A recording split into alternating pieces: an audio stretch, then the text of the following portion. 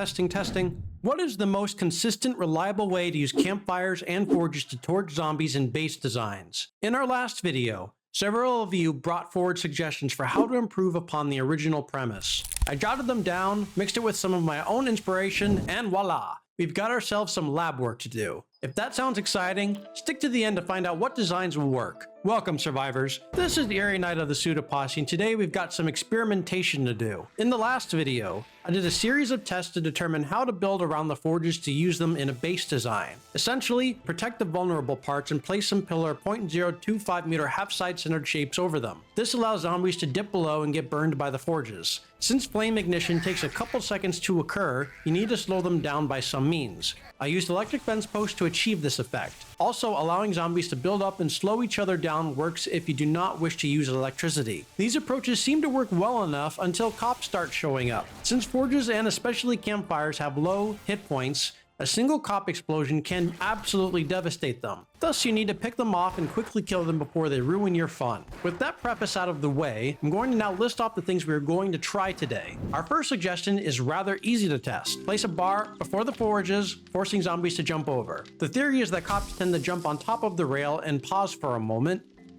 Boom, headshot, done. Our next suggestion is simply to make the forge path longer. The idea being that with enough forges, they'll spend more cumulative time over the burny part and ignite in glorious flames. The next experiment on our list will be to try out barbed wire to slow them down just enough to get burned. The fourth test we're going to conduct is if dropping zombies from a suitable height for them to stumble when they land will pause them just enough for the forges to do their magic. The fifth suggestion will be to create an obstacle course of sorts in which the zombies need to jump, then crawl, then jump, then crawl. Again, the idea being the change in action will cause enough delay for them to ignite. And finally, our last test will be to use campfires instead, along with the almighty triangle shapes. The name is too long to repeat, but we'll pop it up on screen. The most important thing you need to know is these blocks are amazing. Zombies try to jump up it and fall due to the angularity of the shape. So how do the campfires come into play? Well, by placing them underneath the triangles to see if we can burn some zombies as they fall and get stuck. Well, without further ado, let's test all of these starting with number 1. So we shall begin with our same setup as last time, only now we shall place a bar to see if it can potentially help with the original design, like so. And for extra insurance, I'm going to increase the height of the sidewall so the cop doesn't get any genius ideas of jumping up top. Okay, let's spawn our copper and grab his attention. He paused before the bars to spit at us, not jumping and then pausing. Science is all about repeatability, so let's try it again. And again, same thing. 3 times the charm? Consider us charmed.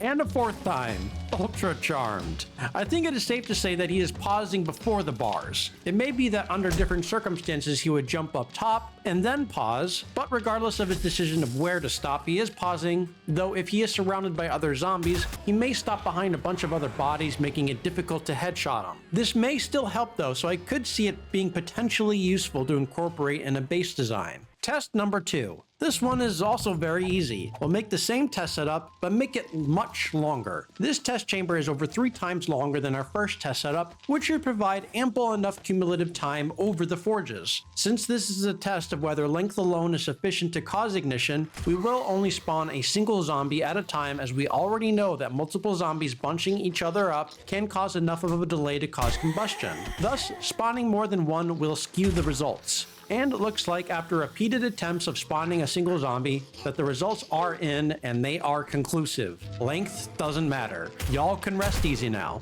Moving on to test number 3, the barbed wire test. Now in earlier alphas, you could place the barbed wire along the walls, but now we are forced to use these. Due to the pillars above the forges, that forces me to place these at head level. We'll try that first and then try removing the pillars and place the wire directly on top of the forges at leg level. Not surprisingly, barbed wire on the top of pillars isn't working, as it prevents zombies from dipping below the pillars to ever touch the forges. Removing the pillars and replacing them with barbed wire also doesn't work. Though it slows them down, it also slows down their descent of their feet sinking below the pillars to touch the forge. so I think we can call this one a fail. Hopefully, test 4 fares better, and I think it will. The concept is quite solid. Zombies fall down into the forge corridor, stumble, and have to get back up. During that animation, they'll be delayed, and most importantly, close enough to the forges I feel that they'll light on fire. At least that is the hope. So, we're back to our original setup, and we need to redesign this to drop zombies into the corridor instead. That's simple enough. I'll make the walls higher, put in a nice wedge narrow slide to drop the zombies,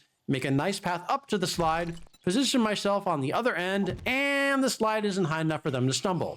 Shoot, not to worry, we can rectify this. Here we are, a higher drop, and look at that. They're burning. But before I get too excited, recall I said multiple zombies can slow each other down. The true test will be to spawn a single zombie and see if it still works. As we have shown previously, a single zombie running freely along won't burn. Spawning in a single zombie multiple times tells a clear story. If she stumbles and falls over, she lights up. If she lands on her 2 feet, no fire. Which is kind of what I figured would happen from the outset. Anyways, this is definitely a viable way to increase the effectiveness of a forge corridor type design. This next test is rather interesting. We'll need to construct an obstacle course for the zombies to navigate through the forge corridor, requiring them to alternate between jumping and crawling. The thought process is obviously that the transition between each motion will cause enough delay for zombies to combust. So we'll tweak the previous test, allowing zombies to directly enter the corridor. I'll place some half blocks to force them to crawl, some bars to force them into jumping. Spawning in a single zombie doesn't cause her to ignite though. She simply moves too quickly regardless of all the jumping and crawling. Spawning multiple zombies will cause fire as is expected. It seems the only way a single zombie will catch fire is if it stands beating on the obstacle course itself. Unfortunately, I don't think this type of design is worth it.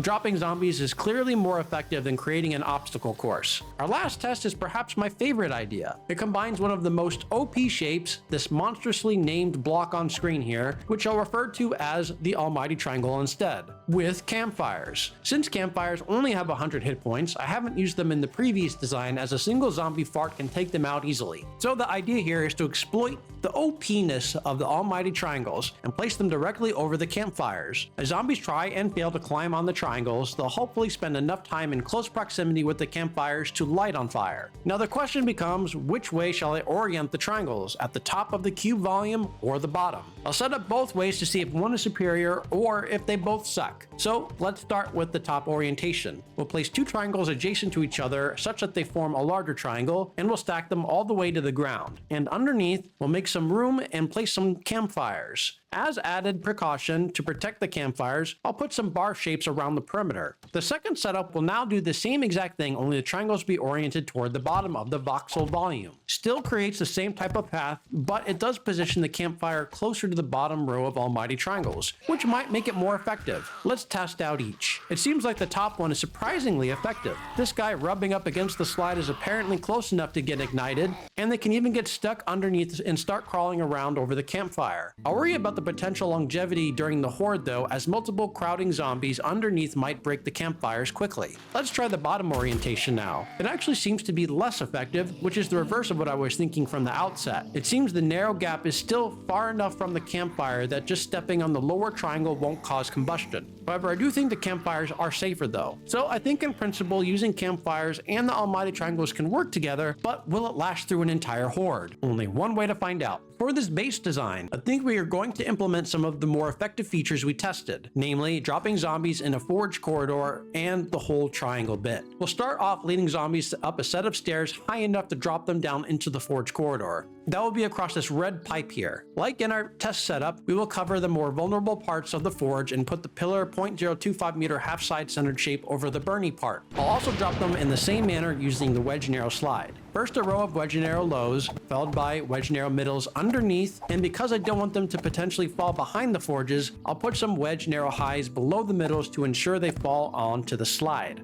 into the forges. I went ahead and altered this design a bit to raise the slide higher. I felt it was too low for zombies to reliably stumble, so I turned the flat red pipe section into a stairway to elevate the height. Now we need to take out the old slide position and fill in the gaps with the security gate. We need to block everything in to protect the forges and to ensure sure they run along the top. And before I forget, I need to add the cube quarter-meter shape on top of the wedged narrow lows to ensure zombies fall down the slide instead of running over them. Once the zombies exit the forge corridor, they'll need to path onto the triangle segment, so we'll construct that the same way as we did before. I think we're going to use the bottom orientation to better protect the campfires. Like in the test setup, we'll place down our campfires and put the triangles over them. Though actually, I think I want to experiment with the bars around the perimeter of the triangles. Not sure if that will work better or not, but let's try a set of triangles with the bars and without them. This way we can see which holds up better. One of the last touches we need to make is that zombies will only use the slide in the first place if the slide directly connects to the platform where we'll be positioned. So I'll quickly connect the slide to that location to create a continuous path. So with that completed, it is time to perform the last test with the horde to see how zombies will handle the most successful designs from the prior tests. Immediately, I can see that the zombie drop onto the forges is quite effective. Zombies are stumbling upon reaching the bottom, causing them to get burned. The triangles and campfires did not perform very well. Without babysitting them, just standing still, no shooting, just to see how long they would last on their own, the campfires barely made it 2.5 minutes into the horde. It is possible that the bars contained them too much and caused the campfires to get smashed to smithereens. The campfires on the other triangle paths are still there, though that is most likely due to the fact that most zombies are on the first triangle path. I'm going to reset the horde and make a slight tweak. On that first triangular path, I want to remove the bars to see how well the campfires hold up without them. I suspect they'll last longer, but how much so is the question. I'll leave the forges unchanged and start the horde. Again, dropping zombies onto the forge corridor is working like a charm.